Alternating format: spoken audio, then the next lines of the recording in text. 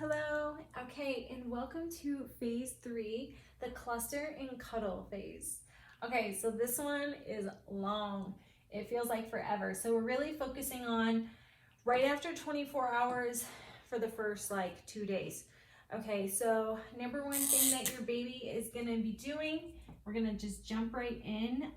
This is only gonna be one video, so this one isn't very long, but cluster feeding. Okay. I'm sure you have heard this term. Most people have. So what is cluster feeding?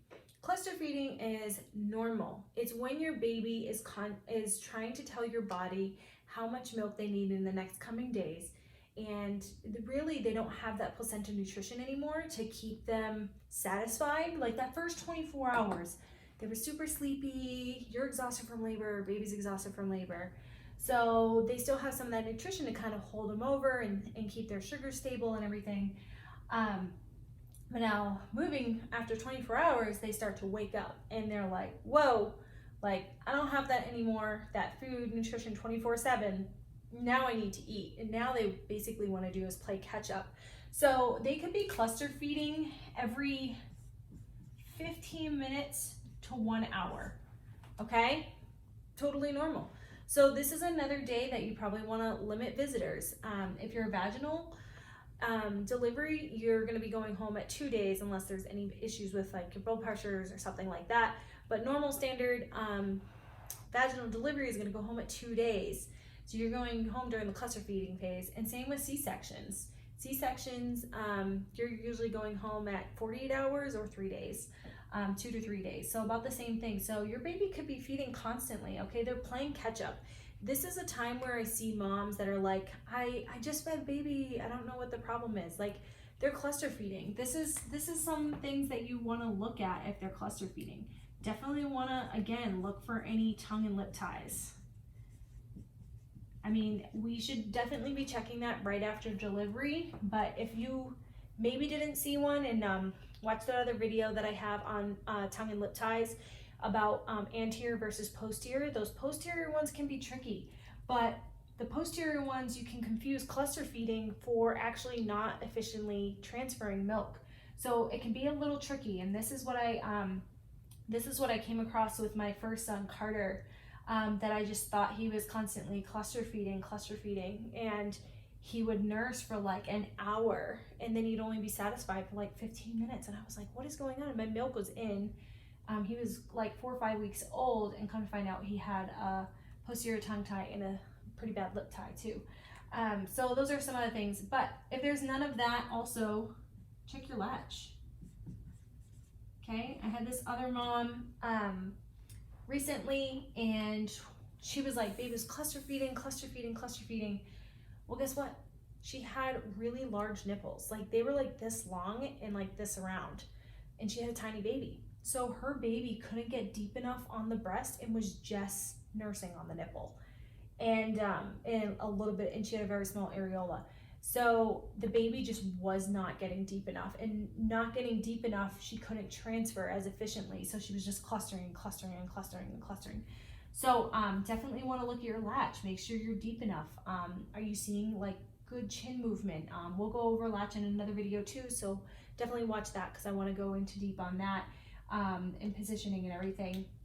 But definitely check your latch. Otherwise, if these are both normal, cluster feeding is normal. They're just trying to tell your body, supply and demand, that they need more. They need more in the next coming days, and that's going to help your milk come in sooner. So again, just put your baby to the breast early and often. All right, some other things to do, lots of skin to skin.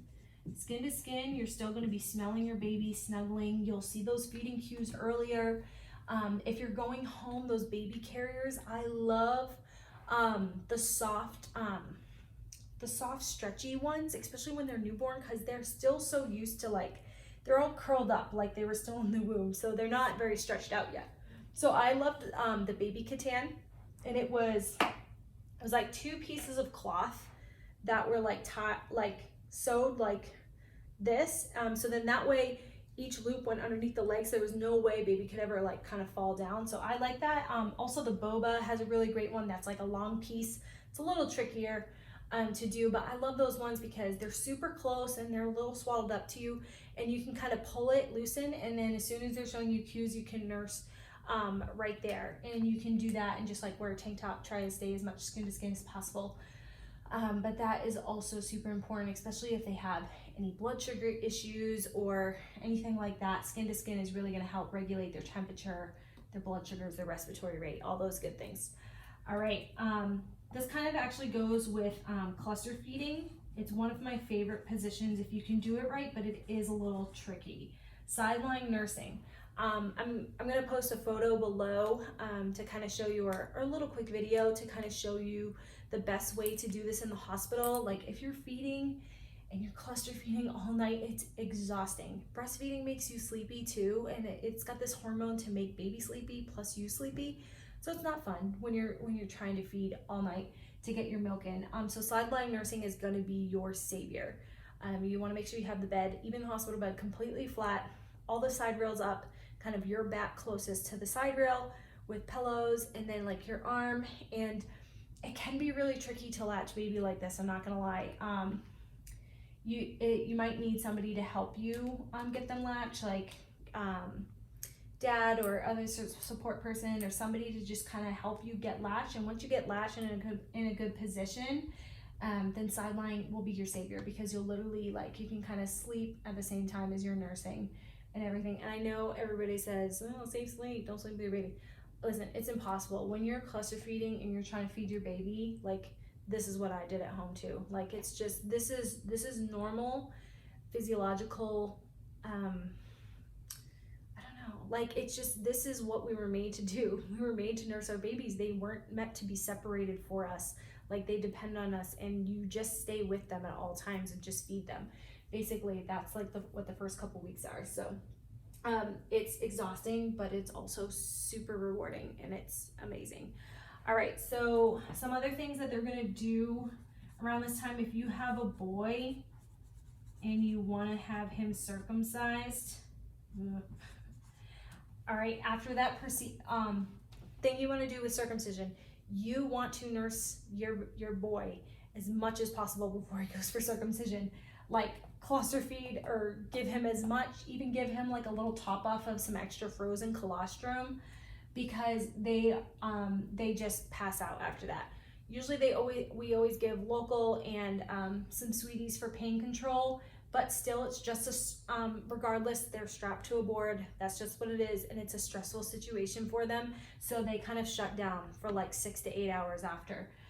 So in this time frame, they get very sleepy for 6 to 8 hours.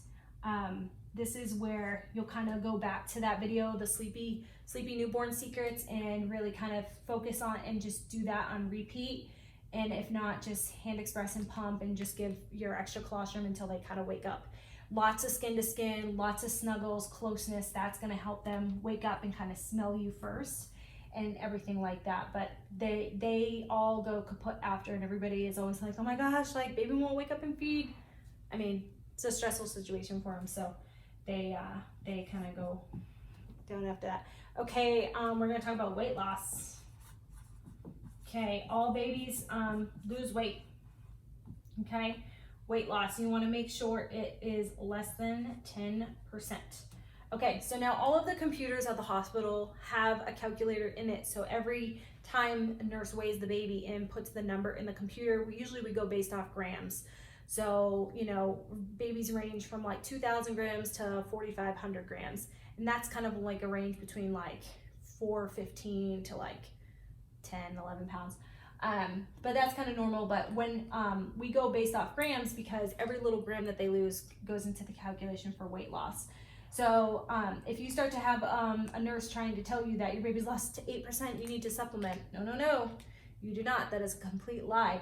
It is normal for babies to lose weight. You have to take in consideration multiple things. You have to look at your baby in a whole picture perspective. And this is what some nurses forget to do, which is super important. Is your baby full term? Have they been peeing and pooping consistently and frequently? Are they nursing well? those are all really good things. They are going to lose weight. If they are constantly peeing and pooping, that is weight loss. Also, weight loss through extra fluid from delivery. Like you're peeing as a mom constantly after delivery, they are too, and they're losing all of that extra blood and from delivery, from the placenta and everything, and they're just going to lose weight. That is completely normal. Some hospitals weigh every night at midnight. Now this is a little tricky because some babies are born at 9 p.m. and then they're weighed at midnight. Okay, that's only 3 hours, and that doesn't really show you anything. And then the next day they're weighed, it looks like this huge amount, and it's like, it's not. It's normal. It's a normal physiological process for babies to lose weight. There's no babies that do not lose weight, just as long as you're staying less than 10%. So if you're kind of nearing up to like 9.5%, then I would recommend maybe bumping up some of your frozen colostrum and giving to baby. Definitely bump some of that up. Eat more fruit, higher sugar content fruit, really going to help with their sugars. Make sure you're doing really nice long feeding so they get that fatty hind milk. That's really going to help them gain weight too. So there's a couple of different things, but don't let anybody tell you that you have to supplement with formula or anything else until they're over 10%. Once they're over 10%, you still have your own milk, you're pumping, you do have the right to refuse formula. Just know that as a parent, you still do not have to supplement with formula if you're doing something. So remember, if they have a donor milk program, request that you use their donor milk to keep exclusively breastfeeding, to keep that microbiome the same. There's many things that you have to do, so don't let anybody fearmonger you into supplementing with weight loss.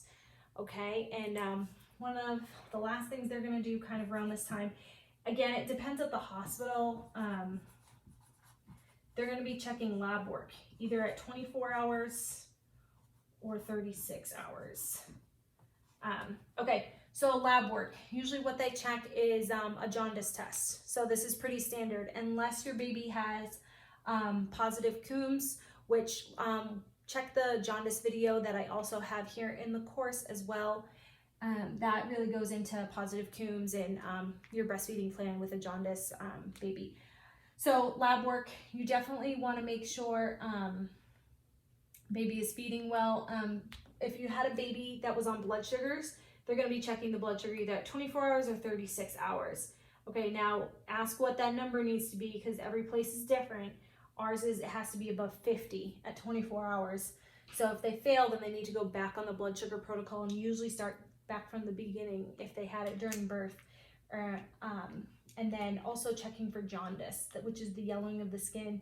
I actually just recently heard that the guidelines changed, but that can take years for the hospitals to adapt to those changes. So don't think about that, but definitely watch that jaundice video and you will see that as well. But lab work, just be mindful of this lab work coming up because there's a potential for your baby to fail blood sugars again or start having jaundice issues. So jaundice goes from, there's 4 different levels: low risk, low intermediate, high intermediate, high risk. High intermediate is like, I would want you to start doing a couple more things, but high risk, you would want to start doing a lot more things to just be proactive and keep your breastfeeding journey on track. Okay, so that's really phase 3, the cluster and cuddle phase. So it's from 24 hours to 2 days. Cluster feeding, normal, every 15 minutes to an hour. Watch and look out for any tongue and lip ties. Check your latch, make sure it's deep. Make sure you're seeing good chin movement, lips flanged out. Lots of skin to skin if you can. Dad can do skin to skin. Sideline nursing, if you're cluster feeding at night, it's going to make a world of a difference. It's going to make things so much easier. Circumcision, sleepy babies from 6 to 8 hours after, it's just a little stressful for them. So just try and feed them as much as possible before they go to eat. Go for the procedure. Weight loss, totally normal in babies. They can lose up to 10%. And usually it takes about 2 weeks to get back to birth weight. If your milk comes in on time and you've been doing all these things, girl, your milk is going to come in way before then and your baby will be back to birth weight way before 2 weeks. That's kind of like the maximum, okay? And last thing is lab work, around 24 and 36 hours. They're going to be checking a jaundice level and or blood sugars if your baby's on blood sugars. So just a heads up on that. That's a time that you might need to reevaluate your breastfeeding plan and kind of change things a little bit, tweak it a little bit. All right, I think that's it for phase 3. we're on to phase 4.